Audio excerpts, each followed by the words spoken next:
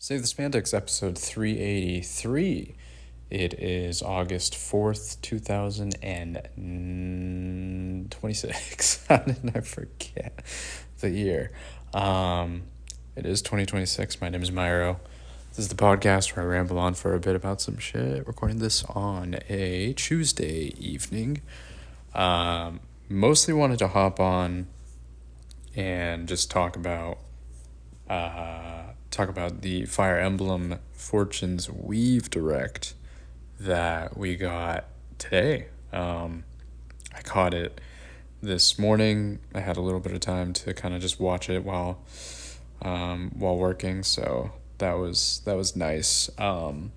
I am usually one to kind of avoid these types of trailers and showcases because I fear that it might give away too much. I mean, this one gave out quite a bit, some of which where I'm a little, well, I'll get into it. I have some questions, but so I like other games, Xenoblade, for example. I've completely just not watched any of those types of showcases at all, just because I know that there's going to be stuff spoiled, and going into those experiences I want to be as fresh as possible. But this one I decided to tune in because I really wanted to know what was going to be in store this time around, especially kind of in the direction that they were going with, and tying this into Three Houses. I know a lot of people, there's still speculation about whether this is like a prequel or sequel or whatever. It's not that super important to me, right? The game looks awesome. It looks phenomenal. There's just this breadth of content available. They've reintroduced these other missions and dungeons, which are kind of reminiscent of Shadows of Valentia a little bit. And the biggest thing, and this was the thing that stuck out the most to me, and probably the reason why I will get this game sooner rather than later, is the fact that you can switch between routes in each of the different routes. You can kind of switch over from one route to the other at different points of the story, which I think is great. So you have 4 main characters, and while each of them go on their paths, you have the choice of going in between them. I don't know how it's going to work in terms of, is one thing you do in one route going to affect the other? I'm not 100% sure on that, so we'll figure that out. But yeah, I that was the biggest detractor for me with Three Houses in terms of wanting to replay that game, because as I mentioned before, if I wanted to do the 2 other routes, I would have to kind of start from the beginning, and the first third or even half of the game involves you kind of doing the same thing again and again. While those storylines might be a little different, having to go through those same actions is a little tedious, and I just was not interested in doing that. But this time around, I think with each of the storylines having some sort of dedicated path, I don't think there's going to be that same, I'm sure there's going to be some similar story beats, because as the trailer / direct kind of laid out, eventually there is going to be this kind of narrowing, a convergence of the paths, which I think is kind of, that's sort of in line with what I want as well. So that makes it much more enticing for me, because it's not like this whole, I gotta replay this game again to see a different ending. And I'm sure there's going to be multiple endings for sure, but I don't think it's going to be to the extent where I have to replay the whole game just to get that ending. But we'll see how it goes. But I think those things really helped me kind of give me some confidence that, oh, this is this is kind of exactly how I want to see it laid out and how I want to play it. So that makes it pretty exciting for me. Along with just everything else, it was kind of a blur, to be honest. I mean, it was hard for me to just like take in everything because so much information was thrown. But there is just a wealth of things to do in this game, and yeah, I'm excited. The the music is fantastic. I already love kind of that main theme. When I first heard it, I believe last year, when they teased this game, I was already hooked and already super excited to kind of see the rest of this game. And now we're only about a month away, so that is, is awesome, right? Um, Again, it's going to be one of those things. It's like I'm still kind of on the fence in regards to whether I want to play this first or if I want to play Trails in the Sky first, but it has been a long time since I've played Fire Emblem, so I most likely will be leaning Fire Emblem. But anyways, let's get the thing that I wasn't the biggest fan of. So they introduced the kind of the protag self-insert avatar character, which I think some people speculated after seeing the last trailer because they showed this angel-like character when they kind of like showed up and they were part of some like key art. So I think a lot of people speculated this is going to be like the avatar character, and it ended up being that way. It's not as if I hope that their integration with the story is not as like sullied as it was when Byleth was kind of the centerpiece of the story and Three Houses a lot of the time.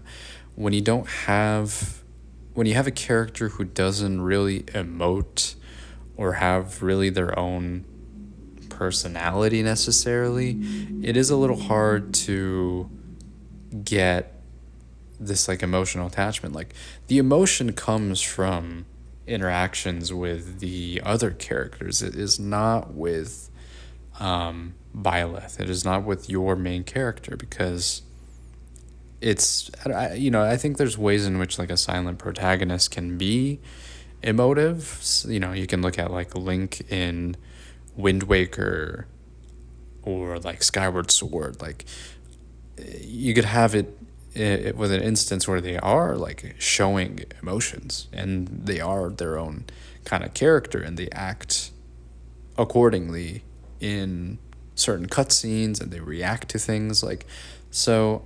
I'm curious how they're going to handle that with this character.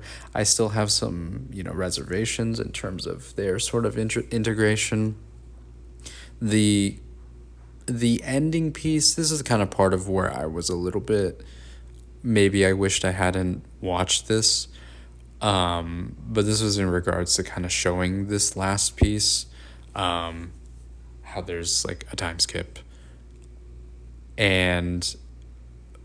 but I think the way the time skip is integrated in this game is the fact that it's more of this time travel mechanic where you start off in the future and then you go back into the past to try to change how things went.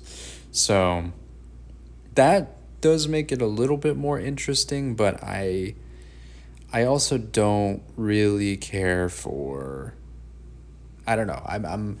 It's a little bit disappointing. Well, here's the thing. Fire Emblem is not known really for, the story is not necessarily the strong suit. I know Three Houses is a little different. Three Houses does have its moments, but overall, it's not really the main.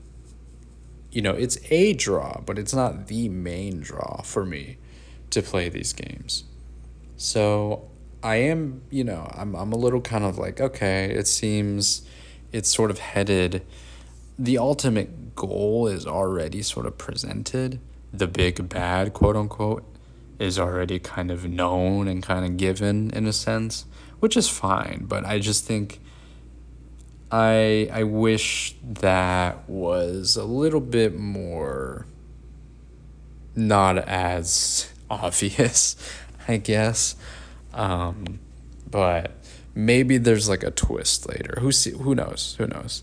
Or maybe there's more revealed as you actually play the game. So, I liked what they presented through most of the trailer, but I think it was just how they like showed this like last piece with the Avatar character that was kind of like, I don't know. It kind of soured a little bit of my, soured a little bit of it for me. I kind of wish that I saw, or I maybe didn't see that part, and I went into the game only knowing about the rest of the game and the fact that you can move routes and stuff like that. So I don't know. I wish I kind of trusted my gut a little bit, because I think it would have been kind of cool to see that and be like, oh, okay, so this is where the story is taking us. But now that I have that information, it's a little bit like, I don't know, it takes away from the surprise a little bit. But that's what I get. That's what I get for watching one of these. I never do it, and then when I do, you get spoiled. Like, that's just what happens. So, but regardless of that, I think the game looks phenomenal. I really, really like the character designs. I think all of them there's some really cool character designs in this game. I don't know if I have like a favorite in terms of the four main characters so far.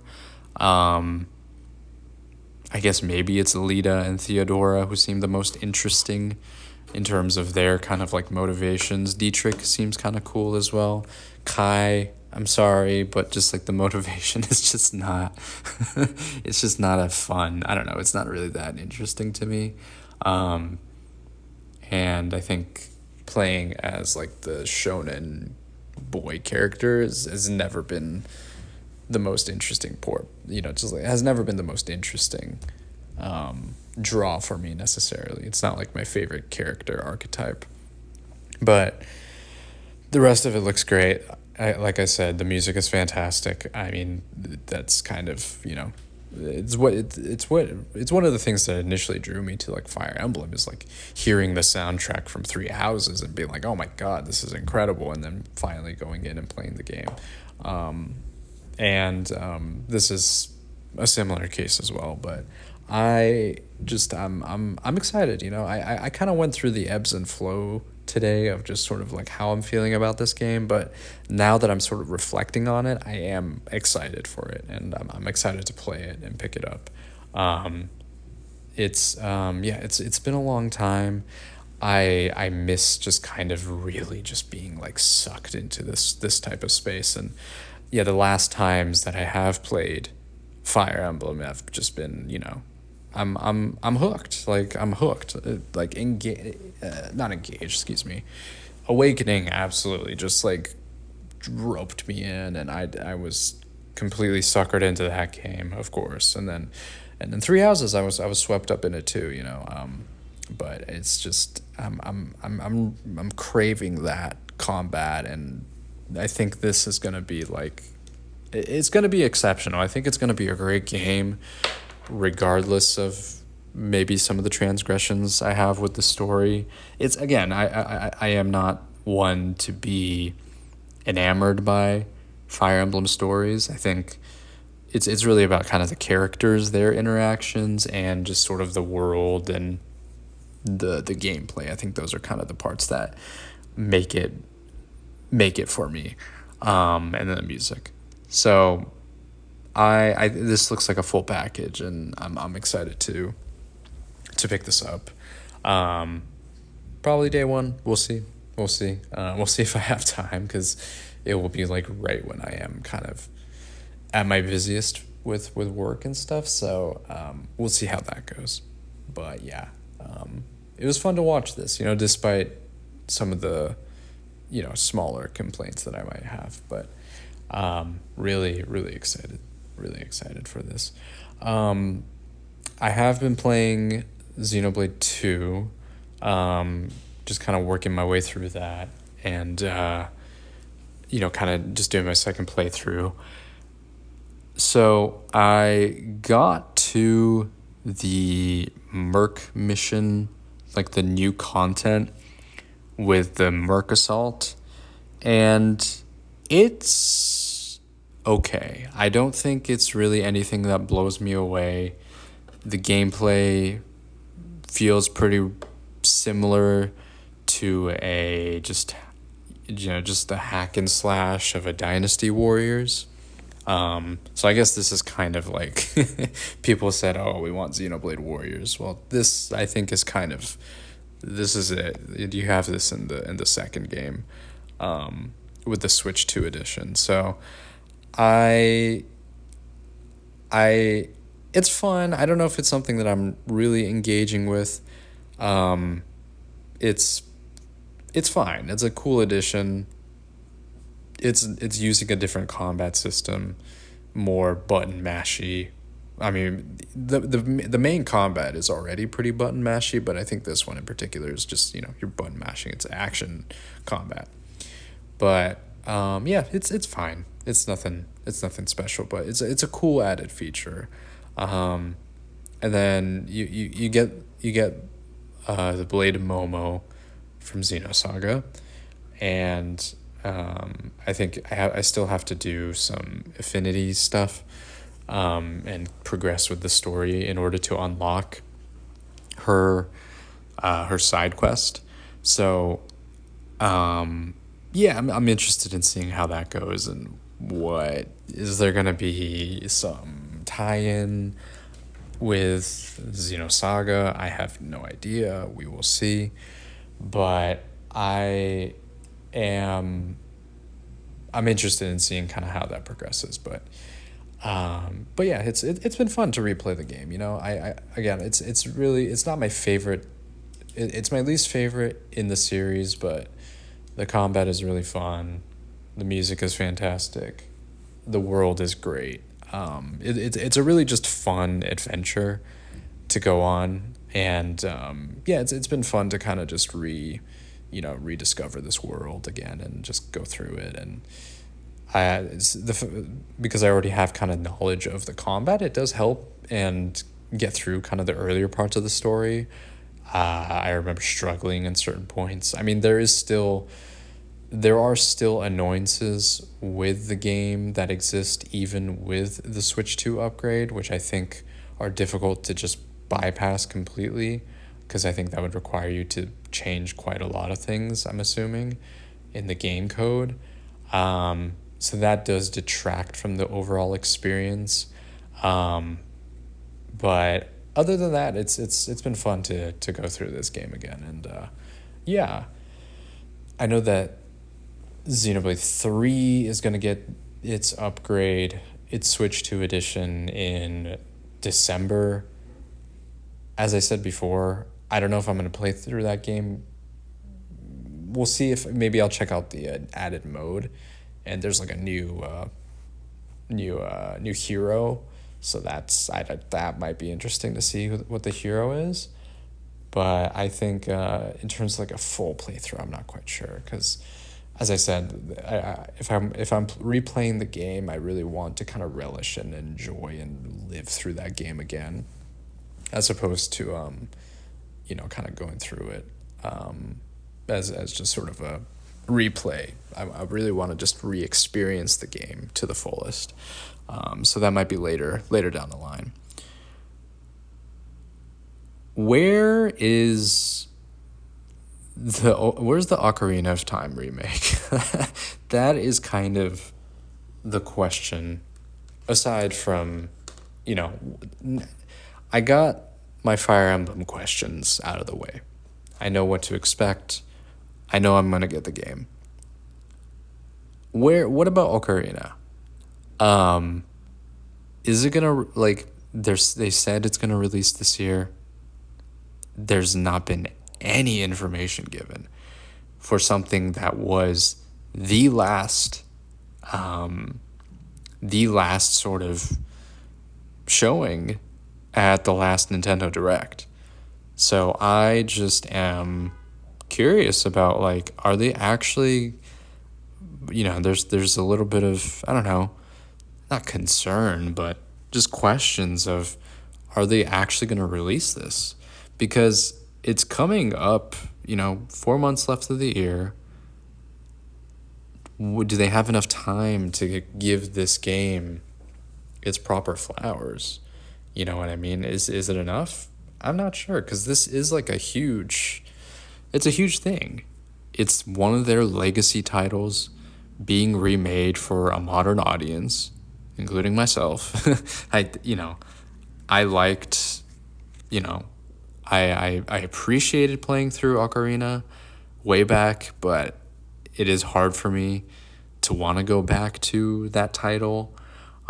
Same with Majora's Mask. I just have some.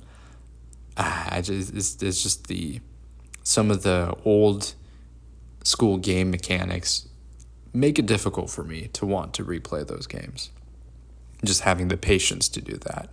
So I I don't know if this is going to be the definitive edition, so to speak, of the game that you would want to, experience this game through. But this will be the first time for some players, and I think like this will be their introduction to Ocarina of Time.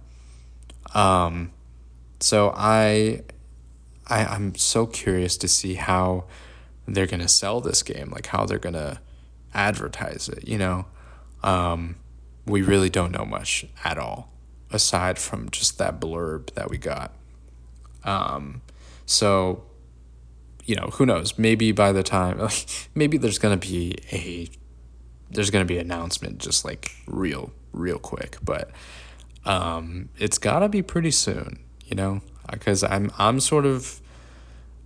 I think, I will get it because I love Zelda, but there is a sense of, I don't know, there's a little bit of like, what is it gonna look like? What is the actual direction that they're gonna take? Is it gonna be, it feels like it's gonna be a full-blown remake, in kind of a similar sense to the Final Fantasy VII remakes, but, how are they going to try to maintain the essence of the original game? How are they going to do that? What, are there going to be added content, new dungeons, more of a world with Hyrule? I don't know. Voiced acting. I mean, if there was voice acting from the Deku Tree, I'm assuming, who was telling the story in the trailer, can we assume that there's just going to be voice acting? How are they going to handle that? So I'm just curious to see what that's going to look like. There's a lot of questions still and not a lot of time. So hopefully they get to it soon. But yeah, just wanted to hop on, talk some games. Mostly wanted to kind of delve into the Fortune's Weave Direct. I am convinced I am going to get the game. I think it's just all about just playing it at this point. I don't really need to see anything else. I much rather just experience the game on my own at this point. So, excited for that, and excited for some other things in the works as well. I have some other stuff that I'm working on and I'm planning on. Some more substantial things that I'm working towards going into next year, which I may talk about on here soon, once that kind of materializes. But Yeah, I mean, there's a lot of things that I'm really considering and thinking and planning for. So we'll get to that when we we'll cross that bridge when we get there. But anyways, that's gonna do it for this episode. Thanks for listening as always. This has been Save the Semantics. Signing off.